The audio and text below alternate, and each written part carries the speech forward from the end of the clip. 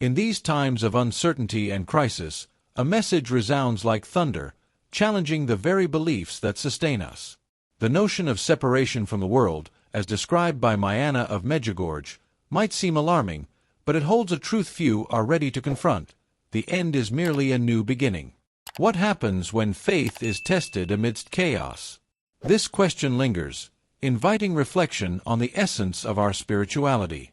As the message unfolds, it reveals not only what lies ahead, but also the hope that can arise from despair.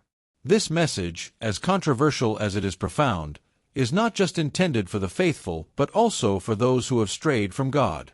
For many, it may be an opportunity to rediscover the lost path, a call to conversion at a time when the world seems to be falling apart.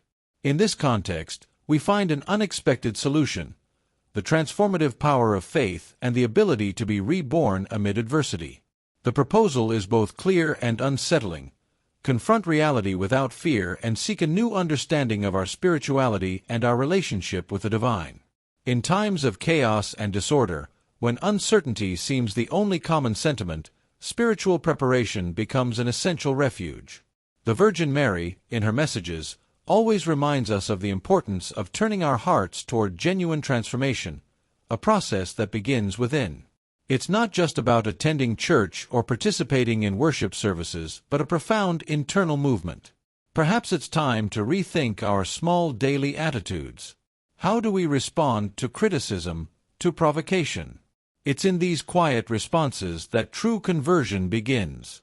The world's confusion often blinds us to what truly matters. Fear, divisions, and daily disputes may seem insurmountable, but it is precisely in this context that spirituality shines brightest. When someone commits to inner change, their eyes open to new possibilities. It doesn't require a complete overhaul all at once. Small steps, like including moments of daily prayer or biblical meditation, can already bring light to the heart. And what about inner conversion? It's not a mechanical process. It's like someone deciding to abandon old habits and gradually realizing their heart is turning toward more peaceful attitudes. One of the most practical ways to begin this journey could be to dedicate weekly time to personal devotions, with an intentional focus on faith. After all, how can we hope the world will change if we don't allow that change to start within us? For those who have distanced themselves from God, the messages of the Virgin Mary come as a warm and urgent call. It's not just a reminder for the faithful, but a sincere invitation to those who, at some point, lost their way. How often does someone feel distant from faith, believing it's too late to return? Yet, God never closes the door to those who desire to reconnect with their spirituality. He always waits, and Mary, like a loving mother, guides us back, offering comfort and hope. This invitation isn't for those living a perfect faith, but for those who stumble and waver. Think of all the people who, in times of crisis, end up drifting away from religious practices, whether through disappointment, discouragement, or lack of time. But what Mary teaches us is that returning to Christ doesn't require perfection, only a sincere desire to begin again. Prayer can be the first step toward reconciliation, and it doesn't have to be complex. A simple conversation with God can already initiate the process. Imagine someone who hasn't set foot in a church in years, perhaps since adolescence, as life took different turns. The feeling that faith has been lost can be painful, but Mary reminds us that the connection with Christ never completely extinguishes. A weekly devotional, a quick Bible reading, or even a short prayer at the end of the day are ways to rekindle this relationship. What matters is the desire to draw closer again, to feel the spiritual embrace that only faith can offer. There is so much to discover on this journey. Prayer is the bridge that connects us to the divine, and among all forms of prayer, the Rosary stands out as a powerful tool. Mary teaches that it's more than just repeated words. It's a shield against the darkness surrounding humanity. When life feels dense and confusing, and answers seem far away, the Rosary lights the way. Many may wonder how something so simple can wield such power. The truth is that by reciting the Rosary, we connect directly to God's grace, receiving protection and guidance amid adversity. Beyond this spiritual protection, prayer also provides a moment of calm, a pause in the frantic pace of modern life. Imagine someone who, amid daily frenzy, takes just 15 minutes to pray the rosary. This time of daily devotion becomes a balm, a refuge where they can reconnect with their faith. Even for young Christians, who often feel distant from these practices, the rosary offers an opportunity to recall the gospel stories and Christ in a way that speaks directly to the heart. Constant prayer, especially the rosary, brings with it a promise. God never abandons those who remain close to Him. When she dedicates time to prayer, she realizes her life aligns in subtle yet profound ways. It's as though burdens become lighter, and the soul grows stronger. So why not start today? What if you set aside a few moments for this devotional practice and felt divine grace illuminate your steps? This is only the beginning of the spiritual power prayer can bring. True conversion isn't something that happens overnight. Mary teaches us that it's a gradual process, a transformation that comes from the heart and resonates in every aspect of life. People often think conversion is merely an external change, going to church more often, reading more scripture, but it goes far deeper. It's an inner transformation where values realign with Christ's teachings. This heart-level conversion prepares individuals for spiritual challenges and the inevitable difficulties life brings. This transformation begins when faith moves beyond words and into daily actions. Imagine someone who, despite attending church, realizes their behavior at work or home doesn't yet reflect Christian values. A profound conversion requires this person to start living with more integrity, aligning their choices with the gospel. It can be as simple as treating others with greater patience or taking time to listen to a friend's problems. Small acts of change are the first steps toward a genuine and lasting conversion. Mary also reminds us that spiritual conversion is the key to facing future challenges. Those who undergo true inner transformation are better equipped to withstand trials and difficulties because their strength doesn't come from themselves but from God. A life of prayer and dedication to studying the Word brings clarity for making decisions and facing adversities. This conversion opens the doors to a deeper spirituality, yet it also leads to even greater questions. Throughout the centuries, many celestial messages have warned of catastrophic events. Mary reminds us again that times of trial are approaching. These aren't just natural disasters like earthquakes or floods, but internal crises that will shake entire nations. Faith will be tested like never before, and the spiritual resilience of many will be challenged. Yet Mary also offers a warning. Those who prepare by strengthening their faith and prayers will find divine protection amidst the chaos. Imagine a society where division reigns, values are lost, and confusion sets in. In such a scenario, disasters aren't just physical but also moral and spiritual.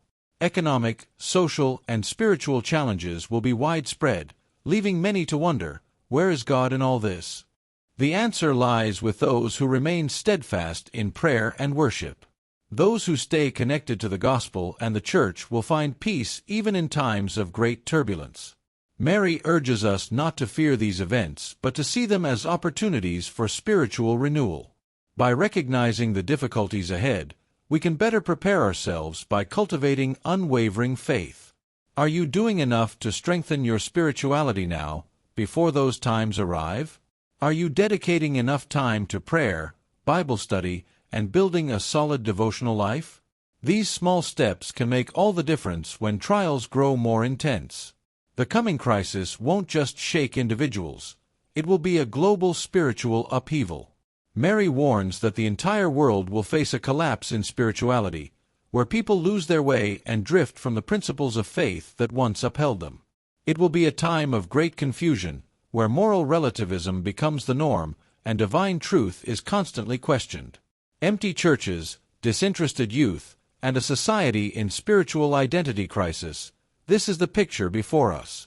Mary also tells us that the solution is within reach if we choose to turn our hearts to God.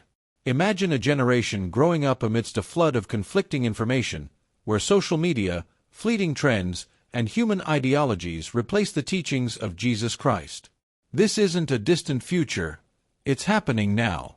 Many young Christians struggle to stay firm in their faith, grappling with doubts and external influences.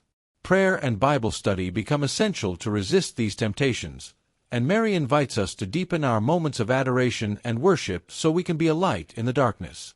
Though the crisis may feel overwhelming, there is real hope for those who remain faithful. Mary assures us that despite this spiritual turmoil, a collective awakening will take place, a renewed search for God. Now is the time to be examples of faith, to extend a hand to the lost, and to keep the flame of spirituality burning. But to do so, we must strengthen ourselves now, before the darkness covers the world. At the heart of this spiritual battle, a crucial figure will rise to guide us.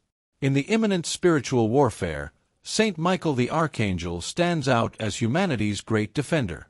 Leading the heavenly armies, he has been chosen to protect us against the forces of evil that manifest in increasingly powerful ways.